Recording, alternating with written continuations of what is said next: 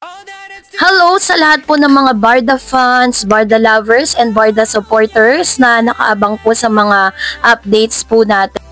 Na lagi pong nag-aabang at umaantabay sa mga updates natin kasi ito pong meron pong isang direktor, no, inaay. Ito pong si Barbie at saka si Mr. David Licauco. Ito na ba ang isa sa mga pinapangarap ng mga Barda fans? So malalaman natin yan. But before that, if you haven't subscribed yet to my YouTube channel, please don't forget to like, share, and subscribe at hit mo na rin ang notification bell for more showbiz updates. Bago tayo first magpatuloy sa ating updates for today's video, nais ko pong pasalamatan kayo for always watching and trusting this channel. Thank you so much sa inyong laging panonood at palagi ang pagsubaybay sa mga updates po natin.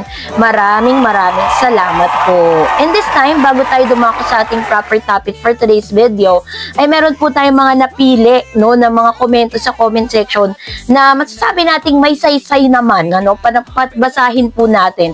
Sabi ni Miss Milagros Jose, good evening Miss Tareds, kahit wala pa silang movie or teleserye, matatag pa din talaga ang Barda at kahit paano po still support po tayo at walang bibitiw. Sila ang artistang kahit wala lang pelikula sa Barda, walang pelikula, Barda dami pa din from Flowers at DE1. Flowers? Kalaga, kaya meant to be sila ni God.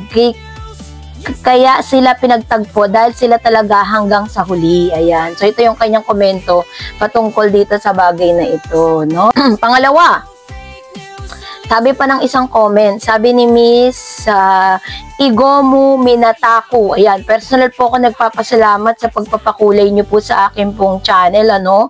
Dahil meron po ako nakitang super thanks. Thank you so much. Sabi niya, still Barda.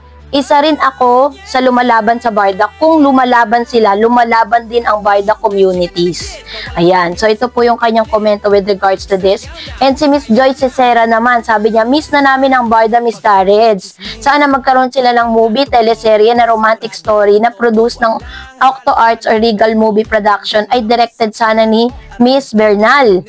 If GMA has nothing in store for them, I believe it will hit the market with good promotion, good story, and no matter how simple cause, a lot of people love this to wishing and manifesting kahit real couple. Ayan.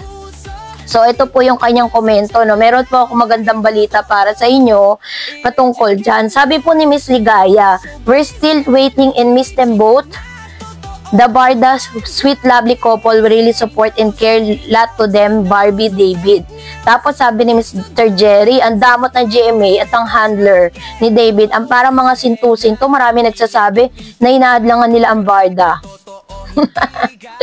Inaadlangan daw yung Barda. So anyways, hindi natin alam kung anong purpose and ano ang malinaw na dahilan bakit hanggang ngayon di pa rin nila binibigyan ng talagang proyektong matatawag talaga, na talagang sila talaga yung bida, 'di ba? Yun po yung tanong natin bakit hindi nyo bigyan ng project ang Barda? Talagang pinapasabik nyo talaga lahat ng mga fans ng Barda, ha? So, pero sabi nga, the long wait is over. Sapagkat eto na, no? Meron tayong nabalitaan. Sa isang interview kasi ni Mr. Alden Richards, na-interview kasi siya patungkol dun sa kanyang success movie na Out of Order, dun sa Netflix, 'di ba?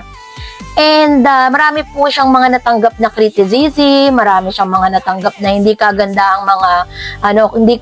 ang mga comments patungkol doon. Pero syempre tinanggap niya 'yon. Kumbaga, tinake niya yun as constructive criticism, which is tama naman, 'di ba? Sa lahat naman talaga kasi hindi puro positibo, laging meron pong negatibo para maging balanse, 'di ba? Kasi kapag nakatanggap ka ng mga negative comments, pagbubutihin mo paghuhusayan mo. So dahil diyan, according to Mr. Alden Richards, yung pangarap mo, Barda, yung pangarap mo, Mamshi, na magkaroon na sila ng kanila pong proyekto, ay si Alden Richards po mismo ang nagsabi na gusto niyang gawa ng pelikula si Barbie at si David. My God, ano kayang ang pinaka-best na ang maganda dito is hindi po siya kinopya lang. Original story. Kasi mas maganda talaga yung original kaysa na may nangungopya lang sila. Kasi para sa akin pag nangungopya lang kasi ang kunyari parang adaptive, inadapt lang po nila yung yung kanilang gagawing pelikula. Ang tendency kasi, nagkakaroon ng comparison, 'di ba? Kino-compare ng iba yung mga gumanap. Hindi katulad po ng original story, talagang mabibigay nila na masasabi nilang sila yung una, sila yung original na gumawa. So, yun po yung isa sa mga diniklara ni Mr. Alden Richards. Ayan, natataranta pa tayo, no? Dahil napakagandang balita nito. Dahil nagko-conceptualize na po siya ng magandang storyline, magandang mga sagutan, magandang tema, 'di ba? Maganda nga kung gaganapin yan sa ibang bansa, much better. Or pwede rin dito sa Pilipinas, yung mga magagandang mga view dito, why not, 'di ba?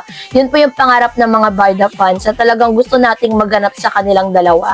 And nagpapasalamat tayo ng sobra dito kay Alden kasi nag-iisip na siya ng parang tamang proyekto para sa dalawa, para kay David tsaka kay Miss Barbie Forteza. Tapos, yun nga, yung pangarap ng mga Barda na magkasama sila is magaganap na po yun, no? Yun po yung abangan natin, no? Pero as of now, syempre po, ang ginagawa pa rin po ng Barda ngayon this year, mas more on, mas more on parang endorsement, mas more on product endorsement, mas more on sa mga commercials. Pero alam nyo, kung ikukumpara, mas malaki po ang kinikita ng mga artista sa mga commercial kaysa po yung tatanggap sila ng teleserye. Kasi ang teleserye, it took 3 months at matagal po talaga yung taping nun. So, medyo nakukonsume talaga yung buong panahon ng isang artista. Minsan, kung dati pa, pandemic times, diba talaga naka-lock-in po sila. So, yun po yung mga kaganapan kay Barbie at David. Sana nga, maganap na siya soon.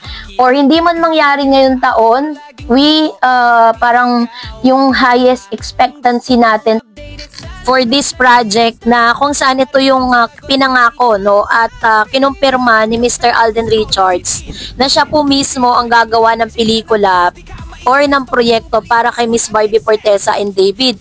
Parang ito ay katuparan dun sa ipinangako niya para sa lahat ng mga, or pinangako ng GMA, no, para sa lahat ng fans ng Barda. Kaya naman antay-antay lang tayo dahil si Alden Richards na ang kasagutan.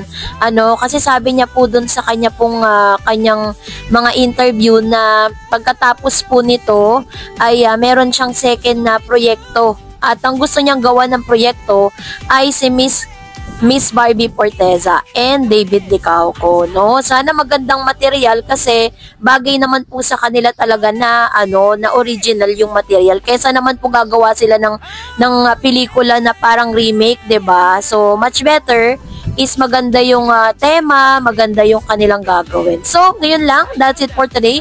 For more videos and updates, please don't forget to like and subscribe, and please don't forget to follow my Facebook page, Dareds TV and Dareds Channel. God bless everyone!